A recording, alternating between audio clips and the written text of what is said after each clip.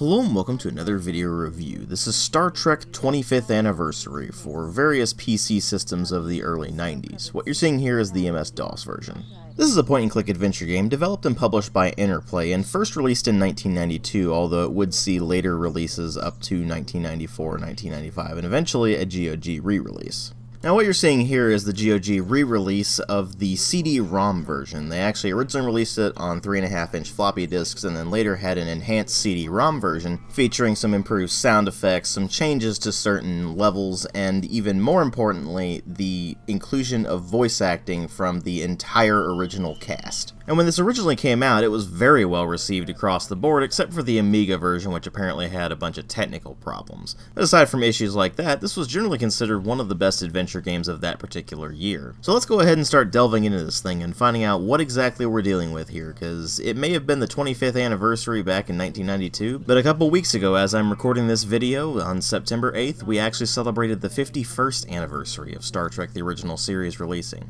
So let's go ahead and get started and see if this thing still holds up to this day. Well, before we really get into the meat of the game, let's first talk about the presentation. Now, this is a 2D game from the early 90s, and it does actually hold up pretty well to this day. They've done a very good job at keeping all the sprites surprisingly detailed for what they are, and while the animations are generally rather simplistic, they have put quite a lot of detail into the environments and made everything have a really nice Star Trek aesthetic. Everything really does look like it could have come straight out of the original series, and that ends up lending a lot to the atmosphere of the game. Also contributing considerably to this is the sound design, which also sounds like it could be straight out of the original series. Obviously, in the CD version's case, that is tremendously helped by the inclusion of the original series cast voicing all of their characters in this. But even if you go over to just the sound effects and the music, you find that it's all extremely fitting for Star Trek and sounds like the kind of tracks and the sound effects that you would actually hear on the show. So if nothing else, they absolutely nailed the look and sound of the game. It looks and sounds exactly like you would expect a Star Trek original series game to look and sound. And apart from the ship battle sections, everything still holds up very well in terms of actual visual quality because it was very well detailed sprite work in its day. And the only reason the space battle segments don't hold up as well is simply because they use this sort of semi-3D graphic look that was getting to be a bit popular around that time period, and unfortunately it just doesn't hold up all that well. It ends up looking rather dated.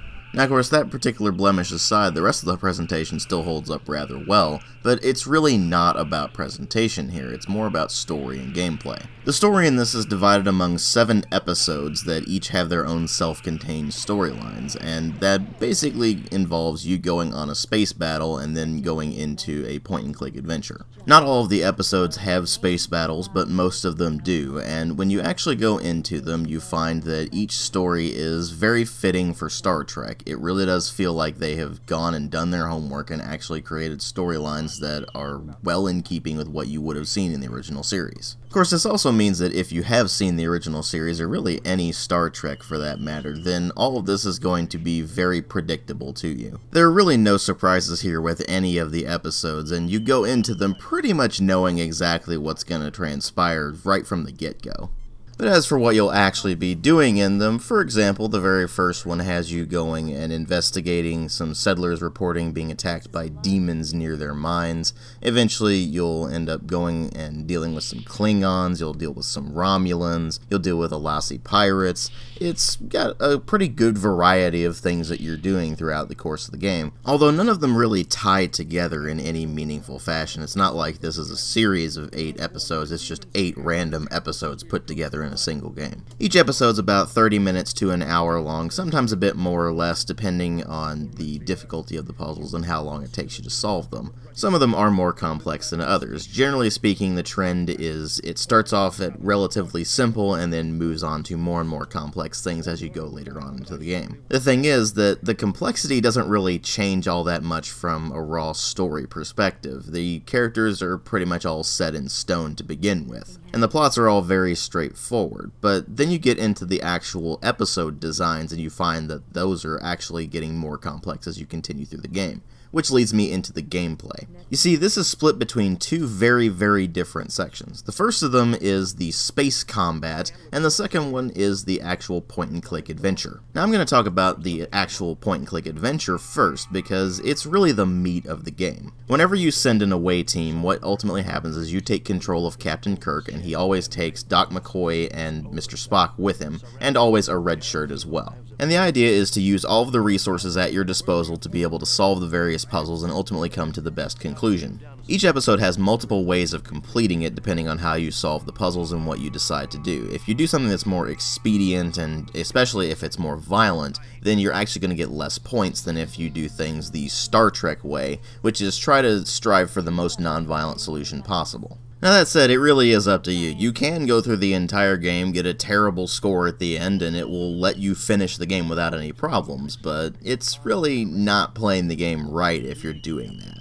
Unless you're just doing that to deliberately mess around with it, the real way to play it is like a Star Trek episode would go, which is to talk to as many people as possible to find a solution that best benefits everyone as opposed to only a few people, and generally speaking, win the hearts and minds of everyone involved. To that end, you will be faced with numerous puzzles throughout the game, most of which are actually pretty decently designed, although there are a few here and there that are a bit obtuse. This being an adventure game from the very early 90s, it's pretty much to be expected. I mean, they were all known for being a bit obtuse back then, and this one is no exception in some regards. Most of the puzzles are fairly straightforward, and once you have an idea of what the logic of the puzzle is trying to achieve, you can go through it without too many problems. Unfortunately, there is one major problem with the adventure game segments that does make them a bit harder to enjoy, and that is the controls. This is a point-and-click adventure game where the interface is almost never on screen. You have to bring it up by right-clicking and then click on whatever action you want to achieve, which is either to look, to talk, to pick up, or to use, and then you have to click on whatever it is in the environment to actually use it. The game does pause when you bring that menu up, so if you're in a timed segment then it's not that big of a problem, but it is still mildly annoying. What is more problematic, however, is how the inventory system is handled. See, to actually inspect items in your inventory, you have to click on the eye icon so you look at things, and then you have to click on the inventory icon, and then you have to click on whatever it is in your inventory you want to look at. The same kind of thing goes for actually using items in the environment that are in your inventory. You have to click on the use icon, then go to the inventory, then click on whatever it is you're wanting to use, then click on whatever it is in the environment you want to use it on. And of course, if you want to combine something in your inventory, you right-click to bring up the menu, click on the use icon, click on the inventory, click on the first item, then click on the inventory again, then click on whatever item it is that you want to combine it with. And while this system is functional, it's really not a very intuitive way of handling the controls, and it ends up being more of an annoyance than anything else. But if it were just the annoyance factor, then that would be one thing, but sometimes it actually actively gets in your way when you're playing the game. For example, if all you're wanting to do is walk around, then you actually need your cursor to be the crosshair. And to get it to be like that, if you're in, say, the use icon or whatever it may well be, then you have to right-click into the menu and then right-click out of the menu to clear whatever action it is that's currently stored. Then you have to click in just the right spot to be able to move into just the right position. And the game only lets you do things during certain time frames. So for example, if you move on to a new screen, you have to wait until all of the members of the away team have moved to the locations that are considered the default for that particular screen. Otherwise, it doesn't register any of your button presses. Now, of course, once you get used to how the controls work, like I said, it's more of an annoyance than anything else, because you can still play the game just fine, it's just that you have to keep in mind the constraints of the engine. But that's only during the away missions, where you're actually going around talking to people, looking at things, solving puzzles, that sort of thing. But that's only one part of the game, and really it's the best part of the game, because that's where you get the most Star Trek feel out of everything. And control issues aside, even if you take it as just an adventure game, then it's actually a pretty good adventure game. But then there's the other part of the game, which is the space combat. Now, control issues are still a problem in the space combat, but they're a different kind of problem. You see, left-clicking fires your phasers, and right-clicking fires your torpedoes, so you may be wondering, well, how do I access any of the menu functions? Well, the answer to that is you have to use the keyboard. Of course, the game doesn't tell you that, so you just kind of have to figure it out on your own, and then you have to consult the manual in order to find all of the keyboard commands. Now, of course, once you have all the keyboard commands figured out, then that's not really that big of a deal, but until you figure it out, you're just going to be fumbling around looking for all of the buttons that do what you're trying to do. Now, you can press a key to switch it over to a more point-and-click interface where you can click on the various crew members and then do what you need to do, but it's really not quite as intuitive as simply using the keyboard commands, and it's obvious they didn't really intend for that to be the primary use. At least not during the actual space battles. When you're just sitting there in the Enterprise, maybe orbiting a planet or a space station or whatever it may well be, and you're just trying to do things in your own time, then that's another story. But when you're actually fighting things, what you're going to be primarily concerned with is actually locating and attacking the enemy vessels. And that's where the game kind of craps out on itself, because the space combat in this is pretty awful.